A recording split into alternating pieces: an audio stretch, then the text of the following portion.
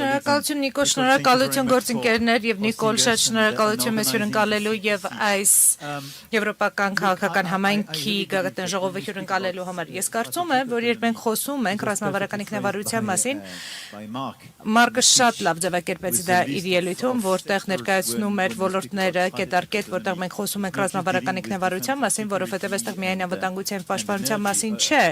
եւ էներգետիկայի մասին չէ, այլև բաղադրիչները առանցքային են, այդ թվում նաև պարանային ասպեկտները, բայց մենք պետք է խոսենք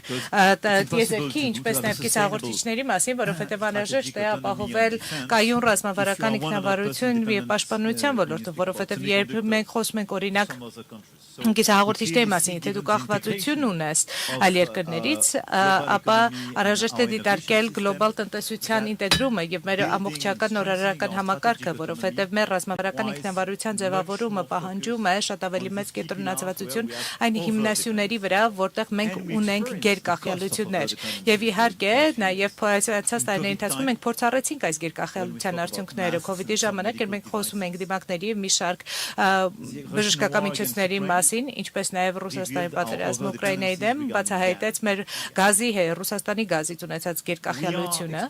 Մենք փորձառում ենք մեր գերկախյալության ծանրությունը,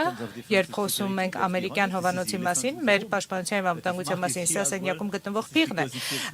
Մարկը խոսեց դրա մասին, որովհետեւ նա ավելի մոտ է զգում իրան եվրոպացիներին, քանի որ մենք միասնական ենք եւ հասկանում ենք, որ պետք է ավելի միասնական լինենք, որովհետեւ սա կասկածի կամ հարցականի տեղիք չէ,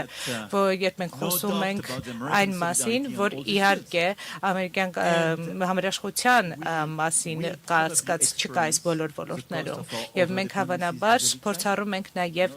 Չինաստանի նկատմամբ մեր գերկախյալության ճնշումը եւ հետեւաբար մեծ խնդիրը, որ մենք ունենք այս պահին հետեւյալն է, որ մենք ճգնաժամերից եւ պատերազմներից անդին մենք ունենք շատ լուրջ ռիսկազերծման ռազմավարություն, որը պետք է իրականացնենք, որը շատ ավելի մեծ ներդրում եւ համակարգում է պահանջելու եվրոպացիների շրջանում։ Եվ եկեք հստակ լինենք, դրա համար անհրաժեշտ է ավելի մեծ համերաշխություն, ավելի շատ ներդրումներ,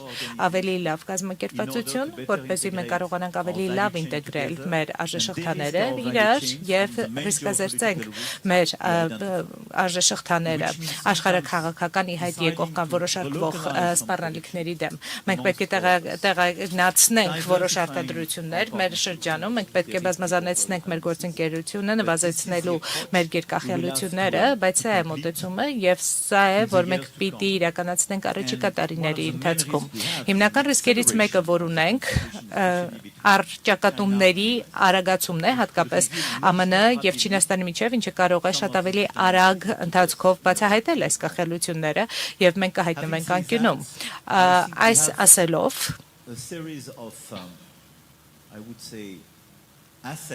կարծում եմ մենք ունենք մի շարք ակտիվներ, առավելություններ, որոնք մենք ամենայն հավանականությամբ թերագնահատել ենք եւ սրանք հիմնական կապերն են, որոնք աշխարհագրականից անդին են եւ իսկապես կարծում եմ, որ ժողովրդավարությանը ուղղված մեր հավատամքը,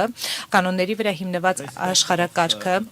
ինչպես նաև բաց եւ ազատ առևտրի նկատմամբ հարգանքը, կլիմայի փոփոխության նկատմամբ հավատքը, նորարարության եւ լուծումների միտված մոտեցումներով ավելի սերտացնում է մեզ եւ որ բարձրացնում է մեր կանխորոշելիությունը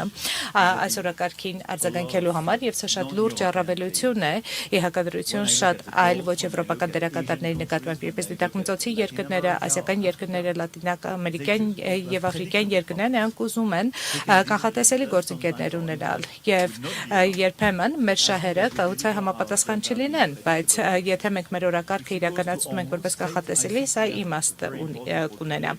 Կարծում եմ այստեղ մենք շատ կարևոր դերակատարում ունենք նաեւ Հորմուզի ջրանցքի հետ կապված իրավիճակում եւ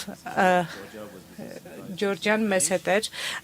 երբ մենք կազմակերպեցինք մեր այս վերջին հանդիպումը, մենք շատ ասիական եւ աֆրիկյան երկրներ ունենք եւ ծոցի երկրներ ունենք եւ շատ տպավորիչ էր տեսնելու նրանց մասնակցությունը եւ նրանց օրակարգերի համաձայնեցվածությունը եւ կարծում եմ, որ վստահաբար մեզ վստահում է ԱՄՆ-ն, բայց մեզ հարգում են եւ վստահում են նաեւ իրանցիները։ Իհարկե մենք միամիտ չենք Իրանի հետ կապված, բայց նաեւ չենք պատերազմում նրանց հետ, ինչը ստեղծում է մի համատեքստ, որտեղ այս ամենը փոխկապակցվածության մեջ կարող է նշանակել, որ մենք կարող ծառայություններ մատուցել դիվանագիտական, տնտեսական, ֆինանսական իմաստով, որպեսզի կարողանանք դյուրացնել Հորմուզի ջրանցքի բացումը եւ բացառևտուրը եւ սա ռազմավարություն է,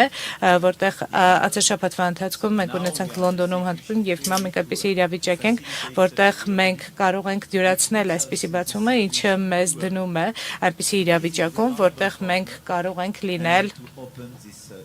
վստահելի գործընկեր եւ կարող ենք ունենալ այս բաց ճանապարհը։ Ես իսկապես կարծում եմ, որ սա մեր առավելություններից մեկն է, բայց բացի դրանից ես կարծում եմ, որ մեր հետաքրքրությունը հետեւյալն է, որ մենք պետք է նվազեցնենք ռիսկերը տարբեր հաստատություններում, պետք է շարունակենք ամբողջական համերաշխության մեջ համակարգված լինել եւ Ուկրաինան ամենաթեժ թեման է, բայց պետք է միասնաբար աշխատենք այս օրակարգի միտված ռազմավարական ինքնավարության ձեռք բերելու ընթացքում եւ կարծում եմ, որ վերջին մի քանի տարիների ընթացքում Հայաստանի հետ կապված Նիկոլի տեսանկյունը շատ տպավորիչ է։ Եկեք ազնիվ լինենք 8 տարի առաջ ոչ ոք այստեղ չէր գա եւ այն փաստը, որ մենք այսքան շատ առաջին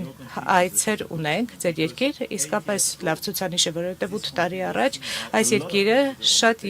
սեղանի շուրջ նստած բազմաթիվ երկրների կողմից դիտարկվում էր որպես Ռուսաստանի դե ֆակտո արմանյակ եւ Նիկոլը կազմակերպեց Թավշյա հեղափոխությունը եւ այն որոշեց ապառիսկայնացնել երկիրը եւ շահեց դրա արդյունքում եւ այն որոշեց, որ խաղաղությունը եւ Եվրոպան առաջնային ձգտումն են եւ այն դիմադրությունը, որ կա Ուկրաինայում, Հայաստանի ռազմավարությունը, այն ինչ որ արվեց ու Մոլդովայում, ինչպես նաեւ շատ այլ երկրներում, որոնք նստած են այս սեղանի շուրջը, ցույց է տալիս, որ մենք որպես եվրոպացիներ մենք որոշել ենք անցյալ մի քանի տարիների ընթացքում մի ազանգ հնչեցնել միասնաբար զարթոնքի համար եւ հենց ռազմավարական ինքնավարությունը հենց այսպեսի մեծ ուժի միտված